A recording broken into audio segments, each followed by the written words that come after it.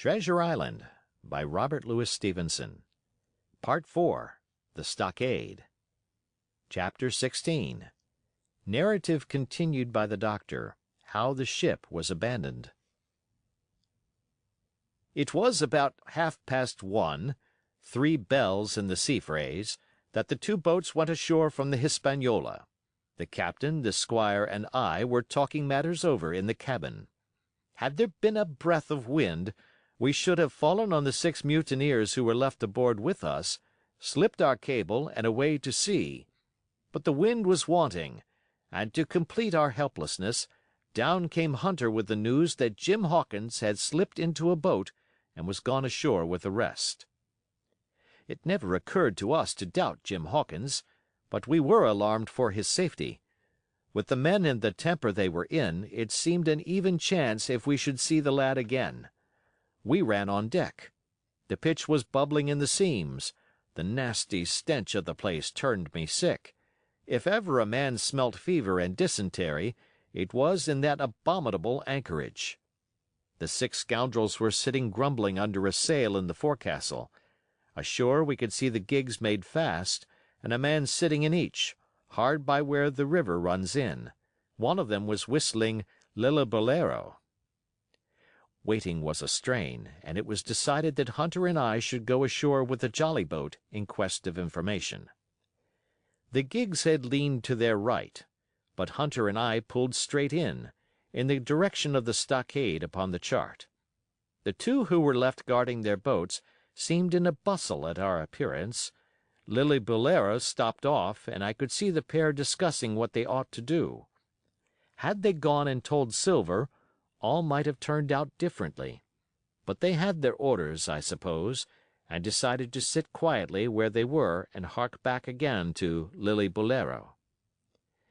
There was a slight bend in the coast, and I steered so as to put it between us.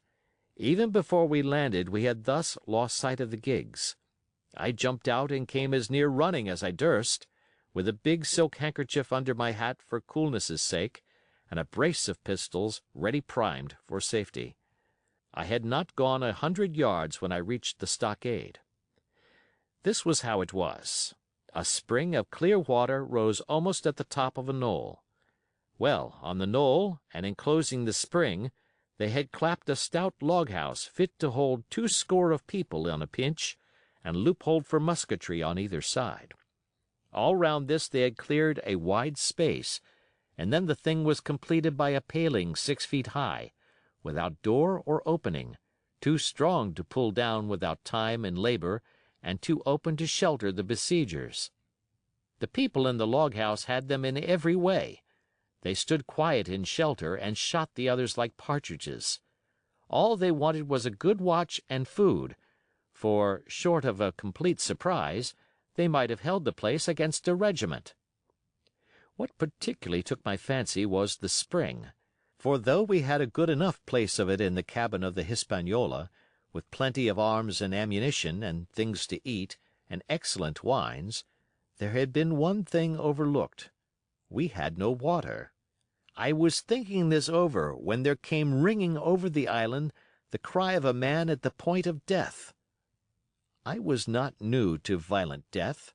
I have served His Royal Highness the Duke of Cumberland, and got a wound myself at Fontenoy, but I know my pulse went dot in Carry One. Jim Hawkins is gone, was my first thought. It is something to have been an old soldier, but more still to have been a doctor. There is no time to dilly-dally in our work, and so now I made up my mind instantly, and with no time lost returned to the shore and jumped on board the jolly boat. By good fortune, Hunter pulled a good oar. We made the water fly, and the boat was soon alongside and I aboard the schooner. I found them all shaken, as was natural. The squire was sitting down, as white as a sheet, thinking of the harm he had led us to, the good soul. And one of the 6 forecastle hands was little better. "There's a man," said Captain Smollett, nodding towards him, "new to this work. He came nigh hand fainting, doctor, when he heard the cry. Another touch of the rudder and that man would join us." I told my plan to the captain, and between us we settled on the details of its accomplishment. We put old Redruth in the gallery between the cabin and the forecastle, with 3 or 4 loaded muskets and a mattress for protection. Hunter brought the boat round under the stern port, and Joyce and I set to work loading her with powder tins, muskets, bags of biscuits, kegs of pork, a case of cognac, and my invaluable medicine chest. In the meantime, the squire and the captain stayed on deck, and the latter hailed the coxswain, who was the principal man aboard.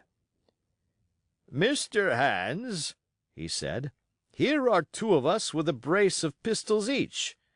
If any one of you 6 make a signal of any description, that man's dead." They were a good deal taken aback, and after a little consultation one and all tumbled down the fore companion, thinking no doubt to take us on the rear. But when they saw Redruth waiting for them in the sparred gallery, they went about ship at once, and a head popped out again on deck. "Down, dog!" cries the captain. And the head popped back again, and we heard no more, for the time, of these 6 very faint-hearted seamen. By this time, tumbling things in as they came, we had the jolly boat loaded as much as we dared. Joyce and I got out through the stern port, and we made for shore again as fast as oars could take us. This second trip fairly aroused the watchers along shore. Lillibullero was dropped again, and just before we lost sight of them behind the little point, one of them whipped ashore and disappeared. I had half a mind to change my plan and destroy their boats, but I feared that Silver and the others might be close at hand, and all might very well be lost by trying for too much. We had soon touched land in the same place as before and set to provision the blockhouse. All 3 made the first journey, heavily laden, and tossed our stores over the palisade. Then, leaving Joyce to guard them, 1 man to be sure, but with half a dozen muskets, Hunter and I returned to the jolly boat and loaded ourselves once more. So we proceeded without pausing to take breath, till the whole cargo was bestowed, when the 2 servants took up their position in the blockhouse, and I, with all my power, sculled back to the Hispaniola. That we should have risked a second boatload seems more daring than it really was. They had the advantage of numbers, of course, but we had the advantage of arms. Not one of the men ashore had a musket, and before they could get within range for pistol shooting, we flattered ourselves we should be able to give a good account of a half-dozen at least. The squire was waiting for me at the stern window, all his faintness gone from him. He caught the painter and made it fast, and we fell to loading the boat for our very lives. Pork, powder, and biscuit was the cargo, with only a musket and a cutlass apiece for the squire and me and Redruth and the captain. The rest of the arms and powder we dropped overboard in 2 fathoms and a half of water, so that we could see the bright steel shining far below us in the sun, on the clean sandy bottom. By this time the tide was beginning to ebb, and the ship was swinging round to her anchor. Voices were heard faintly hallooing in the direction of the 2 gigs, and though this reassured us for Joyce and Hunter, who were well to the eastward, it warned our party to be off. Redruth retreated from his place in the gallery and dropped into the boat, which we then brought round to the ship's counter to be handier for Captain Smollett. "Now, men," said he, "do you hear me?" There was no answer from the forecastle. "It's to you, Abraham Gray. It's to you I am speaking." Still no reply. "Gray," resumed Mr. Smollett, a little louder, "I am leaving the ship, and I order you to follow your captain. I know you are a good man at bottom, and I dare say not one of the lot of you's as bad as he makes out. I have my watch here in my hand. I give you 30 seconds to join me in." There was a pause. "Come, my fine fellow," continued the captain, "don't hang so long in stays. I'm risking my life and the lives of these good gentlemen every second."